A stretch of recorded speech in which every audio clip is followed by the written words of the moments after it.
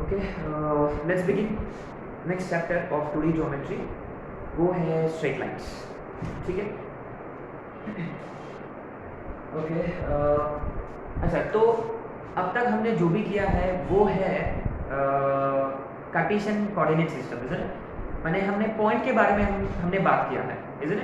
Point का दूरी from x axis, point होता क्या है, अलग अलग सिस्टम्स पे बात की है हमने, है ना। और पॉइंट को ट्रांसलेट किया तो क्या होता है, पॉइंट को रोटेट किया तो क्या होता है with respect to another point, इस पे हमने बात किया है ना। और जब पॉइंट मूव होता है, जो पॉइंट मूव होता है विद अ पर्टिकुलर कंडीशन, तब वो क्या होता है, एक्सेट्रा एक्सेट्रा, ये सब हम बात कर चुके हैं ना।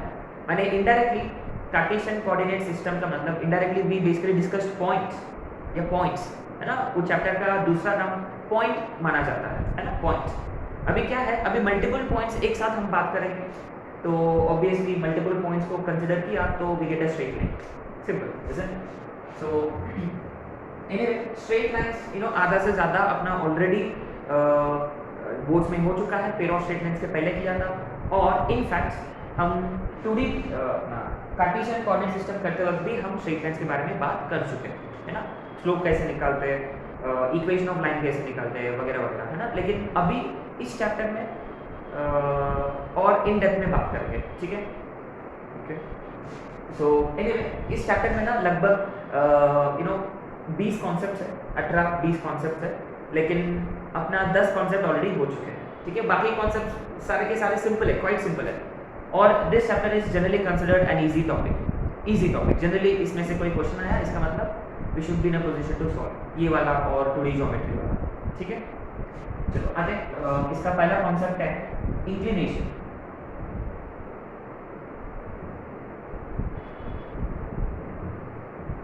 What is unique about, what is meaning of inclination? Inclined, है ना, इंक्लिनेशन माने बेसिकली क्या है कि रिमेंबर पोलर सिस्टम में हमने रेफरेंस लाइन को या इनिशियल लाइन को एक्स एक्सिस कंसिडर किया था, माने हॉरिजॉन्टल लाइन। तो बेसिकली क्या है कि horizontal line is like your initial line, ठीक है। तो आप हॉरिजॉन्टल लाइन को माने एक्स एक्सिस को आप कुछ रोटेट करोगे बाय सम एंगल, तो we get another straight line, isn't it? When you rotate x axis by a particular angle, we get some line L, ठीक है। So indirectly angle made by positive direction of x axis, angle made by the line with positive direction of x axis is basically inclination. Angle made by the line with positive direction of x axis, positive x axis is inclination, ठीक है। तो ये theta inclination होता है। तो inclination actually gives us direction of line, कि line is headed in which particular direction, है ना। तो रिमेंबर, इंक्लिनेशन का मतलब it gives us direction, very very important point, ठीक है। क्योंकि हम ये जो भी हम कर रहे हैं 2D में, ये सब हम 3D ज्योमेट्री में यूज करेंगे। 3D ज्योमेट्री में 3 चैप्टर है, वहां हम यूज करेंगे डायरेक्शन या डायरेक्शन रादर देन इंक्लिनेशन और स्लोप, है ना। वहां बहुत काम की चीज है डायरेक्शन। तो इंक्लिनेशन माने डायरेक्शन बेसिकली। अच्छा, तो क्या है बेसिकली, लेट्स सी। अब देखो, अगर ये थीटा होता तो what are all the values theta can take? Theta 0 हो सकता है ऑब्वियसली। जब लाइन एग्जैक्टली हॉरिजॉन्टल होता, कोइंसिडेंट विद एक्स एक्सिस होता, तो थीटा इज 0 रेडियस। और अब ऑब्वियसली देखो, थीटा कैन बी 90, है ना, थीटा कैन बी 90, तो पैरेलल टू वाई एक्सिस हो गया। और थीटा और बढ़ सकता है, और बढ़ेगा, ये देखो, लेकिन वो 180 नहीं हो सकता। अगर वो वापस 180 हो गया, इसका मतलब इट बिकम्स 0 अगेन, माने maximum limit is almost 180 but not exactly 180, almost 180, almost is keyword है, ठीक है, ओके। सो इंक्लिनेशन जो है, या वो फर्स्ट क्वाड्रेंट में होता है या सेकंड क्वाड्रेंट में होता है, ठीक है। अच्छा, okay, fine. What is inclination of x axis itself? 0, है ना। माने x axis खुद के साथ कितना एंगल बनाता। रिमेंबर, इंक्लिनेशन का मतलब लाइन का जिस लाइन के बारे में बात कर रहे हैं हम, वो x axis के साथ कितना एंगल बनाएगा। तो यहाँ x axis खुद के साथ कितना बनाएगा, 0 degree. What is inclination of y axis? 90, है ना। y axis x के साथ कितना एंगल बनाएगा, 90 डिग्री ऑब्वियसली, राइट। अच्छा, थर्ड पॉइंट, अगर मान लो दो लाइंस पैरेलल है, व्हाट कैन वी से फॉर द इंक्लिनेशंस? इक्वल है ना, L1 L2, ये थीटा 1 है, ये थीटा 2 है, प्रीटी ऑब्वियस है ना, ऑल्टरनेट करस्पॉन्डिंग एंगल्स है। So if L1 is parallel to L2 double implies theta 1 is equal to theta 2। हम कर चुके हैं ना, ये सब जानते हैं। What if two lines are perpendicular? This is interesting.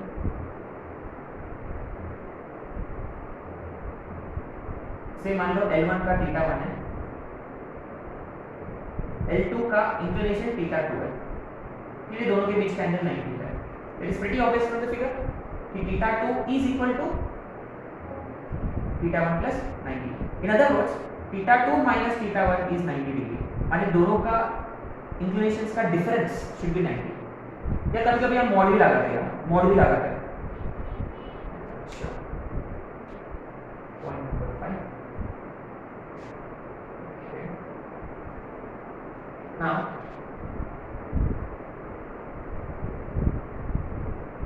inclination of lines which are equally inclined to coordinate axis, equally inclined to coordinate axis। अच्छा, ये देखो equally inclined का मतलब अपने को तुरंत देखो ये वाला स्ट्राइट होता है और ये वाला स्ट्राइट होता है। यहाँ थोड़ा सा थोड़ा सा मैथमेटिकल में आप बोल सकते हैं कि कॉन्सेप्चुअली डिस्टॉर्टेड है ये, है ना, फिजिक्स में बोलते हैं ना वो bond angle etcetera etcetera, distorted है ना, वो डिस्टॉर्शन है। क्या basically if you look at this line, x axis पे कितना एंगल बना रहा है ये 45, और वाई एक्सिस पे कितना एंगल बना रहा है 45। So clearly inclination of one of the lines is definitely 45 degree, right, theta L1। What about L2? इसका इंक्लिनेशन क्या है? नाउ रिमेंबर, देखो ये 45 है, ये 45 है, बट रिमेंबर ये इंक्लिनेशन नहीं है, ये वाला इंक्लिनेशन होता है उसका, इसलिए ऑलवेज पॉजिटिव एक्स एक्सिस, माने पॉजिटिव एक्स एक्सिस को कितना रोटेट करना है to become coincident with the line, है ना। तो L2 जो है वो भी 45 बना रहा है x के साथ y के साथ, लेकिन उसका इंक्लिनेशन जो है वो है 135 डिग्री।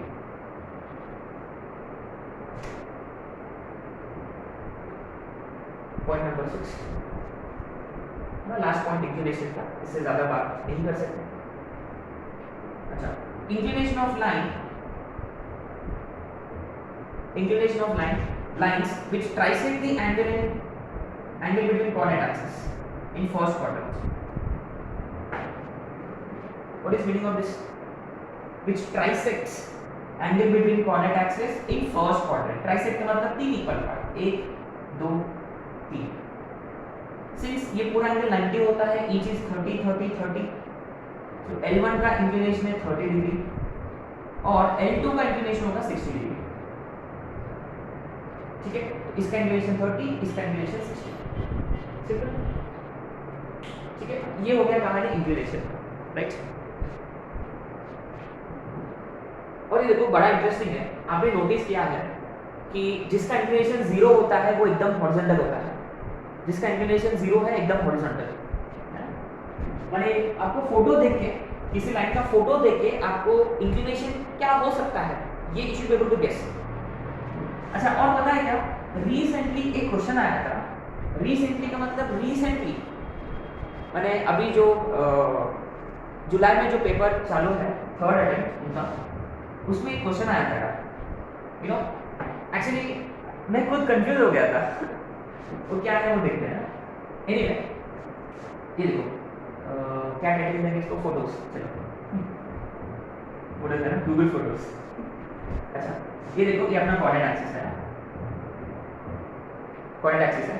अच्छा, ये एक लाइन है, ये मान लो L1 है, इसका इंक्लिनेशन क्या है 0, वेरी गुड, क्योंकि ये पैरेलल टू एक्स एक्सिस। मैंने एक फोटो देख के आपको स्ट्राइक होना चाहिए कि इसका क्या इंक्लिनेशन है।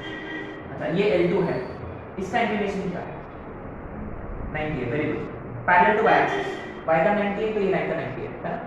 अच्छा,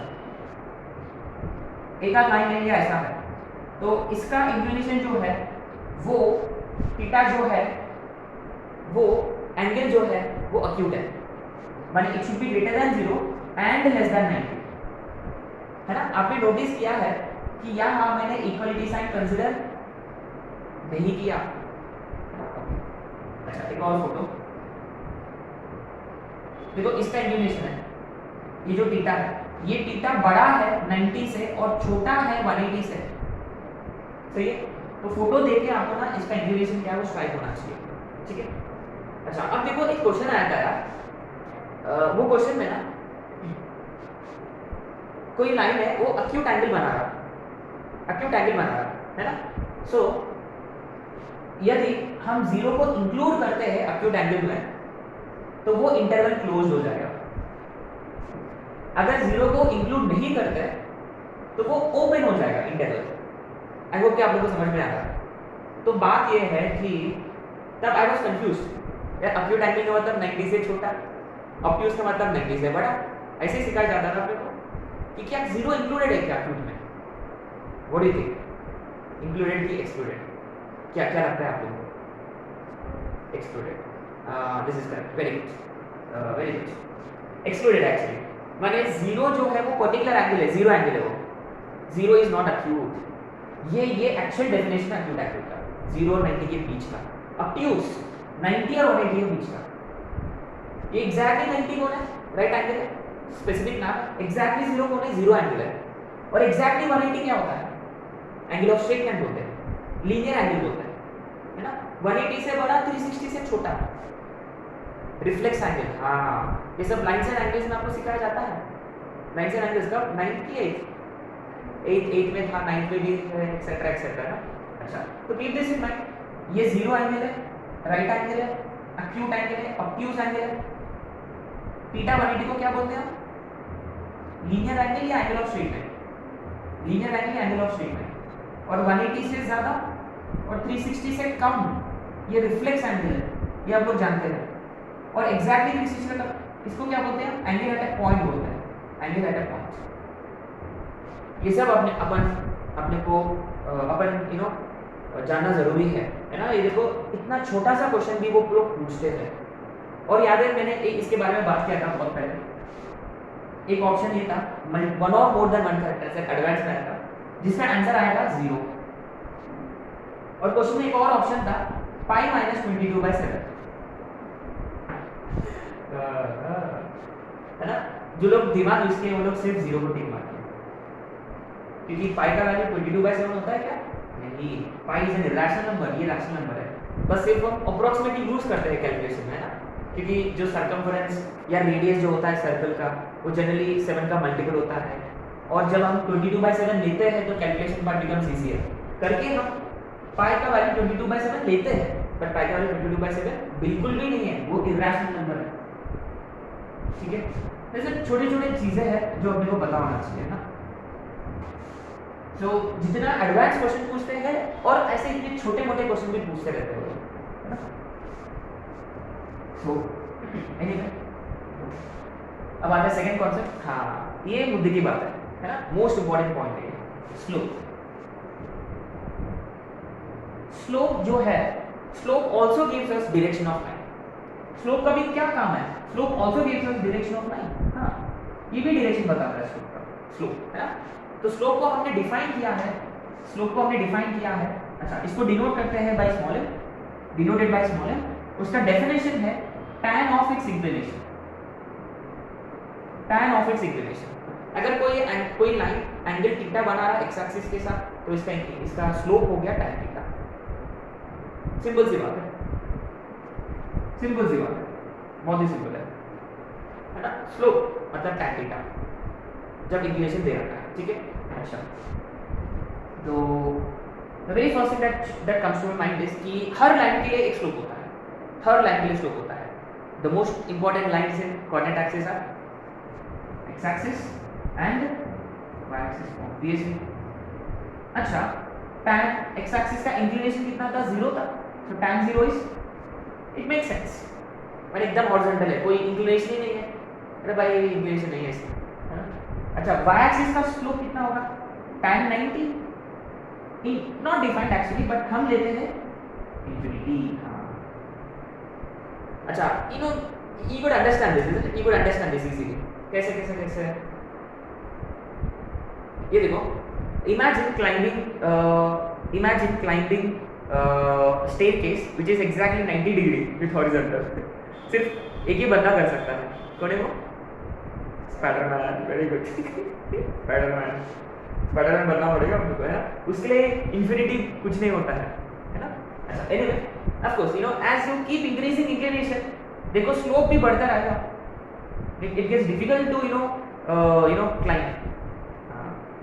अच्छा ठीक है, सो ऑफ कोर्स अच्छा इसका मतलब कि कोई भी हॉरिजॉन्टल लाइन का इंक्लिनेशन जीरो होता है, any horizontal line, so this is of that of any horizontal line, कोई भी हॉरिजॉन्टल लाइन का इंक्लिनेशन जीरो होता है। और कोई भी वर्टिकल लाइन का इंक्लिनेशन क्या होता है?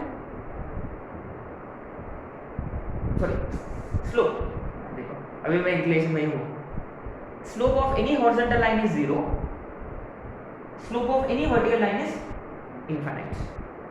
अच्छा जो अभी बात की हमने इक्वल इंक्लाइंड वाला, slope of lines which are equally inclined to coordinate axis, equally inclined to coordinate axis, तो याद है उसके दो इंक्लिनेशन स्टेप, एक 45 एक 135, देखो इधर वाला है एक 45 एक 135, तो फर्स्ट वेरी गुड, तो coordinate axis simply m is tan 45 1 होता है या tan 135, याद है tan वाला सबसे बेस्ट है, 45 का जितना है 135 का उसका ऑपोजिट -1, 30 का जो है 150 का नेगेटिव, 60 का जो है 120 का नेगेटिव, 180 माइनस थीटा। आइए देखो अगर आप लोग का ट्रिग्नोमेट्री अच्छा है, माने you good at trigonometry, you will find this easier, अगर अभी यार ट्रिग्नोमेट्री आ गया वापस, तो 1 या -1 है ना, रटना है। अच्छा और भी हमने बात की है ना, वो विच ट्राइसेक्ट्स दी, वो ट्राइसेक्टिंग वाला, ट्राइसेक्टिंग लाइन जो है उसके लिए क्या स्लोप्स होते हैं?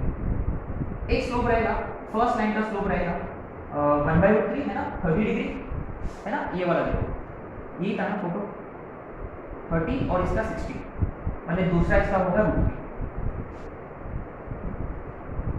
120 डिग्री का, अगर कोई लाइन 120 डिग्री बना रहा तो उसका स्लोप कितना होगा? tan 120 tan 180 minus 60, so minus tan 60 minus 150 का माइनस 1/3, 135 का -1, tan 15 अगर कोई 15 डिग्री बना रहा, हाँ 15 डिग्री का tan 15 degree, very good 2 minus 15, सो उधर साइड से 1 कितना 65 165 है ना, माइनस से 75 ये कॉमन है। अब देखो अपने लिए अभी 15 डिग्री 75 डिग्री 22.5 67.5 ये सारे कॉमन एंगल्स है, स्टैंडर्ड एंगल से अपने लिए है ना। अच्छा अब देखो what if two lines are parallel, उनका इंक्लिनेशन इक्वल है तो उनका स्लोप्स भी इक्वल होंगे, इजीली प्रूव कर सकते हैं क्योंकि two lines are parallel, L1 is parallel to L2, already prove कर चुके हैं कि θ1 is equal to θ2, tan apply करेंगे दोनों तरफ से, तो tan θ1 is equal to tan θ2 माने L1 is equal to L, ये हम कर चुके हैं ऑलरेडी है ना, कई बार कर चुके, इसलिए मैं टाइम वेस्ट नहीं कर रहा हूं, फोटो वगैरह सब बनाने की कोई जरूरत नहीं है। L1 is perpendicular to L2, हां ये बड़ा इंटरेस्टिंग है, इसलिए हमने क्या बात की हमने, θ2 इज 90 प्लस tan अप्लाई करेंगे वापस, तो tan θ2 tan 90 plus θ, tan 90 plus θ minus ये सेकंड पार्ट है, 90 का मतलब रेशियो चेंज हो जाएगा, ये खुद के इधर आएगा ऊपर से, तो क्या बनेगा tan θ1 into tan θ2 is equal to -1, या आप इस ऐसे भी लिख सकते हैं -1 अपॉन tan θ1 इधर आ गया, माने देयरफॉर m1 m2, अच्छा हाँ θ1 अगर इंक्लिनेशन होता तो m1 इज tan θ1, θ2 इंक्लिनेशन होता तो m2 इज tan θ2, तो m1 m2 is equal to -1, ये देखो one of the most important फॉर्मूले है, one of the most important फॉर्मूले है कि ये फॉर्मूला लेकिन फेल होता है, ये फेल होता है एक केस में, कोई बता सकते हैं? This fails in one of one cases, माने अब देखो this definitely implies this definitely implies this, but this doesn't always imply this, may not be इस डायरेक्शन में, हाँ इस डायरेक्शन में मे नॉट ऑलवेज बी, बस एक्सेप्ट एक केस के अलावा, बता सकते हैं वो बोर्ड पर लिखा हुआ है, यस इट्स वेरी गुड क्या है बेसिकली, ये डबल इंटीग्रेशन सही है, लेकिन बस ये एक केस छोड़ के, हॉरिजॉन्टल वर्टिकल छोड़ के। इसलिए आपको याद है कि जब हम ऑर्थो सेंटर करते वक्त ऑर्थो सेंटर के लिए क्या किया था आपने, दो एल्टीट्यूड्स का इक्वेशन निकाला और उसका पॉइंट ऑफ इंटरसेक्शन किया। लेकिन कभी कभी बार क्या है कि एक लाइन हॉरिजॉन्टल होता तो हमने स्लोप पे बात ही नहीं किया, क्योंकि जब हमने ऐसे अज्यूम कर लिया कि अगर एक साइड हॉरिजॉन्टल होता तो करस्पॉन्डिंग एल्टीट्यूड होगा वर्टिकल, है ना। जैसे कि मान लो ये 1,2 है y से मेरा, 3,2 है, और मान लो ये वाला है 2,5, मान लो ऐसे कोई ट्रायंगल है। तो याद है कि it was easy for us to find this equation. पहली बात ये पैरेलल टू y एक्सिस है, इसका मतलब इसका इक्वेशन जो रहेगा x इक्वल टू समथिंग रहेगा, क्योंकि ये दूरी हमेशा फिक्स्ड है और वो दूरी कितना है 2 है, माने ऑर्थो सेंटर इसी पे लगा रहता है। और बस हमने एक और एल्टीट्यूड निकाला अपना नॉर्मल स्लोप फंडा से, क्योंकि ये m1 m2 वाला काम नहीं करता है। अभी होपफुली आप लोगों को समझ में आ रहा है। लेकिन अगर यदि ये वाला एल्टीट्यूड के लिए हम क्या करते हैं, पहले इसका स्लोप, है ना, पहले इसका स्लोप, फिर इसका स्लोप, फिर स्लोप पॉइंट, राइट। अच्छा, लेकिन वो इधर क्यों नहीं किया हमने, इसका स्लोप फिर m1 m2 -1 तो फंस जाएंगे हम वहां, है ना। अच्छा, एनीवे इन केस ऑफ, ऐसे आप नोट लिख लेना, in case of x axis and y axis we do not, this formula is not applicable, but understood है ना, लिखने की जरूरत नहीं है, लिखने की जरूरत है ना, do not write that, ऐसे ही आपका अपना कॉपी खूबसूरत रहेगा। अच्छा, but remember m1 m2 -1 है, this only means one thing कि two lines are perpendicular, कोई डाउट नहीं है उसमें। अच्छा, ऐसे एक आध एग्जांपल है ना, एक आध एग्जांपल, कोई लाइन है L1, कोई लाइन है L1 जिसका इंक्लिनेशन है 30 डिग्री, तो इसका स्लोप क्या है, what is it's slope 1/50, tan 30 1/50, simple बात है। अब L2 एक ऐसा लाइन है जो पैरेलल है L1, तो M2 कितना होगा 1/50, क्योंकि पैरेलल है तो स्लोप इक्वल है। L3 एक ऐसा लाइन है जो L1 से परपेंडिकुलर है, वेरी गुड। तो अब ये देखो M3 कैसे निकालेंगे, ये देखो पहले से ये नेगेटिव होता तो पॉजिटिव, पॉजिटिव होता तो नेगेटिव, और रेसिप्रोकल 1/√3 बनेगा √3, है ना। ये हम बहुत अच्छे से किया था स्ट्रेट लाइंस के वक्त, reciprocal sign change, reciprocal sign change. अच्छा फाइन, ओके। अब ये देखो बड़ा इंटरेस्टिंग है, बड़ा इंटरेस्टिंग है। आपने नोटिस किया है जब तक एंगल अक्यूट था, m पॉजिटिव था, कैन यू सी दैट, किसी लाइन का है ना, ये भी एक नोट है, ये एक नोट में आपको लिखना है। अगेन यू सी फोटो, अच्छा नोट की जगह आप लिख लेना फोटोस, गूगल फोटोज वाला फोल्डर ओपन करना है आपको, है ना। चलो, एक्स एक्सिस का स्लोप, जल्दी, एक्स एक्सिस का slope 0, slope of X axis 0, Y axis का स्लोप इंफिनिटी, ये लाइन का स्लोप इंफिनिटी, ये लाइन का स्लोप 0। अच्छा, ये लाइन का स्लोप का साइन क्या रहेगा, पॉजिटिव, वेरी गुड, क्योंकि यहाँ थीटा अक्यूट है, थीटा अक्यूट है, देयरफॉर इसका जो स्लोप है वो ग्रेटर देन 0 होगा, है ना, ग्रेटर देन 0 होगा। थीटा अक्यूट तो फोटो ऐसे दिखता है, स्लोप पॉजिटिव। अच्छा, यदि उसका फोटो ऐसे दिखता है तो क्या कंक्लूजन बनेगा उसके लिए, इसका थीटा ऑब्ट्यूज है तो उसका स्लोप विल बी नेगेटिव, तो थीटा ऑब्ट्यूज है तो स्लोप जो है नेगेटिव है।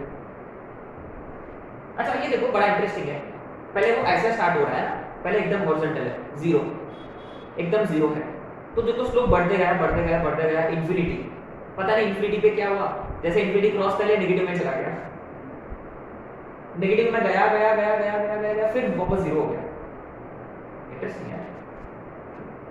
अच्छा, क्या स्लोप निकालने के लिए बस ये एक ही फॉर्मूला है क्या, और कोई रास्ता नहीं है आपके पास, 2 पॉइंट्स दे रखा है।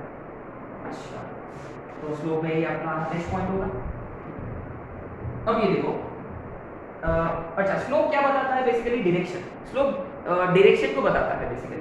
अच्छा, तो क्या है कि अगर किसी लाइन का डायरेक्शन है अपने पास तो स्लोप फाइंड कर सकते हैं, सिंपल सी बात है। डायरेक्शन का मतलब थीटा, या रिमेंबर अगर दो पॉइंट्स है अपने पास, अच्छा एक पॉइंट से अपने को डायरेक्शन फाइंड कर सकते हैं क्या? एक पॉइंट से कैन वी फाइंड डायरेक्शन? एक पॉइंट से डायरेक्शन फाइंड किया जा सकता है क्या एक पॉइंट से? नहीं, इनफिनिटली मेनी पॉइंट्स है, आप उसको रोटेट कर सकते हो, लाइन फिक्स नहीं है ना, एक पॉइंट यूजलेस है। अगर आपके पास दो पॉइंट्स है, अगर आपके पास दो पॉइंट्स है, हाँ तब हम कुछ कर सकते हैं, ठीक है। अच्छा मान लो ये P है, x1 y1 है और अदर पॉइंट है Q x2 y2, two points है तो स्लोप कैसे निकालना? तो शायद से आपको फॉर्मूला याद है ऑलरेडी, क्या formula? n is y2 minus y1 upon that's equals, लेकिन ये आया कैसे? क्यों? अच्छा चलो एक मिनट वेस्ट करेंगे अपन। अच्छा ये देखो, इस पे हम ऑलरेडी बात कर चुके हैं, सही है। ये कहाँ डिस्कस किया था? डिस्टेंस फॉर्मूला के बाद, याद है? ये देखो ये दूरी y1 है, y1 क्यों? x एक्सिस से दूरी y1 होता है क्या? हाँ, देखो पर x एक्सिस से दूरी का मतलब वर्टिकल डिस्टेंस y कोऑर्डिनेट है। देखो ये y1 है, ये पूरा है y2, तो ये कितना होगा? y2 minus y1।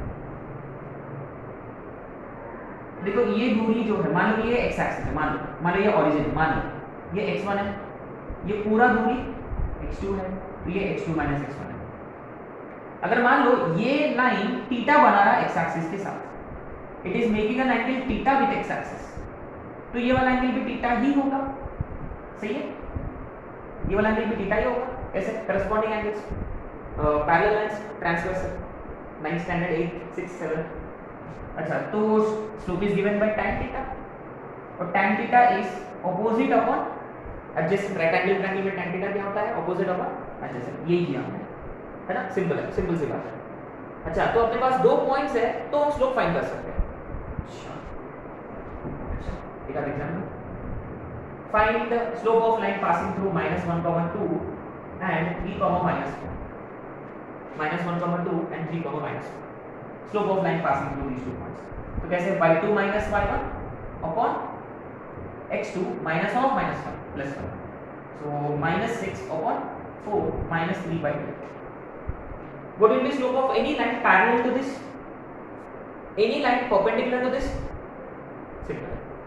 अच्छा अब देखो, this is going to be interesting। Slope of line passing through 1, 2 and 3, 2। अब देखो अगर मैं होता ना, मैं इसका स्लोप नहीं निकालूंगा, मैं इसका सोचूंगा अरे यार कुछ तो सेम है यहाँ, क्या y कोऑर्डिनेट सेम है?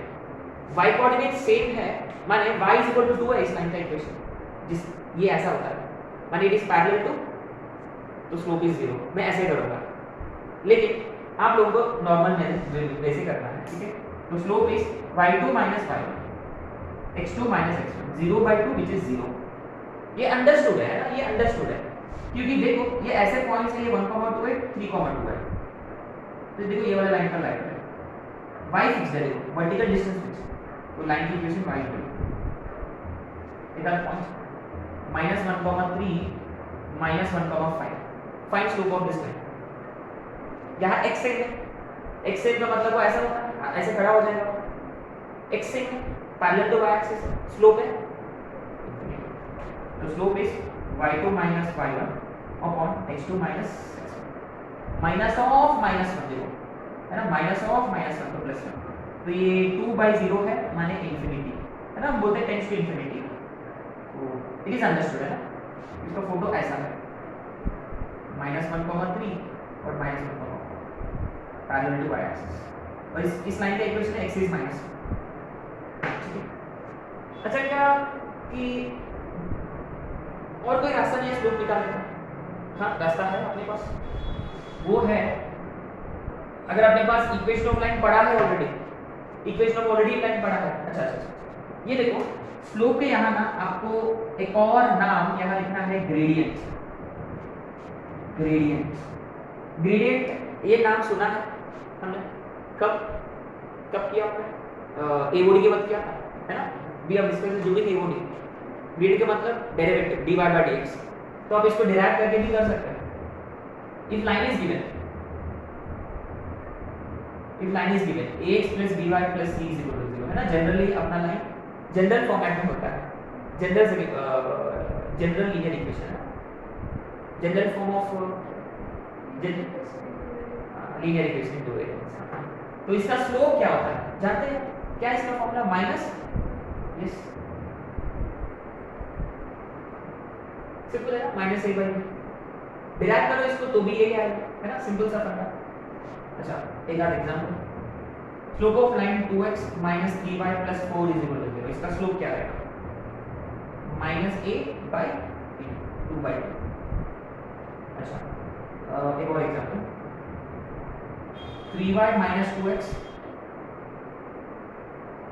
5y minus 2x plus 6 is equal to 0। इसका क्या स्लोप है? -5 upon -2। फिर ये जनरल फॉर्म में नहीं है क्या? हमेशा आपको क्या, हाँ आपको क्या करना है? हमेशा प्रॉपर फॉर्मेट में लिखना है इसको, ax plus by plus c के फॉर्मेट में लिखना है। तो सभी को RHS की तरफ शिफ्ट किया, 2x minus 5y 2x minus 5y minus 6 is equal to 0। तो स्लोप इज -2 upon -5 to 2/2। ठीक है, ये हो गया स्लोप का कहानी। ठीक है, अच्छा मैं आप लोगों को कुछ क्वेश्चन दूंगा होमवर्क के लिए। ठीक है, अच्छा दो लाइंस, अब देखो दो लाइंस परपेंडिकुलर है कि नहीं, कैसे चेक करेंगे? कैसे? दो लाइंस पैरेलल है, दो लाइंस परपेंडिकुलर, कैसे चेक करेंगे? इनका स्लोप्स अगर मान लो स्लोप्स पड़ा है आपके पास, m1 = m2 है पैरेलल, m1 m2 -1 है परपेंडिकुलर है। अच्छा इस पे ना अक्सर क्वेश्चन पूछा जाएगा, जैसे कि वो बताएगा कि PQRS एक क्वाड्रिलैटरल है, पैरेललोग्राम है, सॉरी PQRS एक पैरेललोग्राम है ना, उसके डायगोनल्स दे रखा है, उसके ना डायगोनल्स दे रखा है, उसके डायगोनल्स दे रखा है। पैरेललोग्राम के डायगोनल्स वो पैरेलल तो नहीं होंगे, लेकिन वो क्या हो सकते हैं? परपेंडिकुलर हो सकते हैं। हाँ पैरेललोग्राम के डायगोनल्स परपेंडिकुलर हो गया, इट हैज टू बी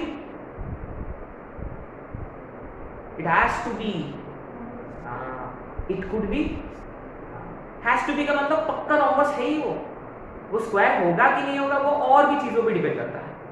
माने स्क्वायर एक बड़ा नाम है वो, है ना, स्क्वायर बड़ा नाम है। अच्छा तो